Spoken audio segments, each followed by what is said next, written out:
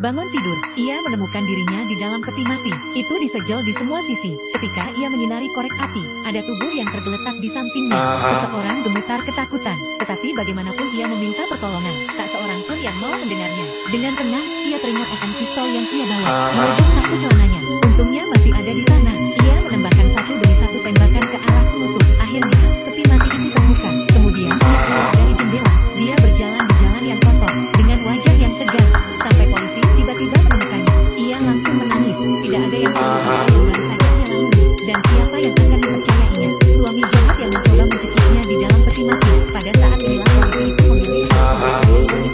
Malam itu, ia pergi kepada suami wanita itu untuk membongkar komplotannya untuk menjebak istrinya dengan memalsukan kematiannya. Sekarang hal itu terjadi. Pria itu tetap tenang, menjanjikan polisi $1 juta uang tutup mulut. Polisi berpura-pura menerima suap. Dia kemudian bertanya kepadanya apa yang akan dia lakukan terhadap istri Anda. Pria itu berkata dengan bangga. Dia mengatakannya dengan penuh percaya diri, tanpa belas kasihan terhadap kehidupan, meskipun itu adalah istrinya. Saat itu wanita itu musik dan menembak binatang buas itu di kepala. Tidak akan mudah baginya.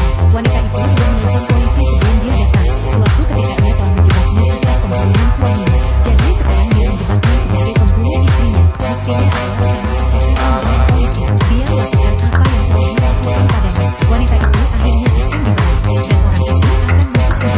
Dia panik. Dia menembak polisi. Kemudian dia berjalan mendekat dan mengarahkan pistolnya kembali ke wanita itu. Dia akan mati bersama. Tepat pada waktu, petugas polisi menerjangnya.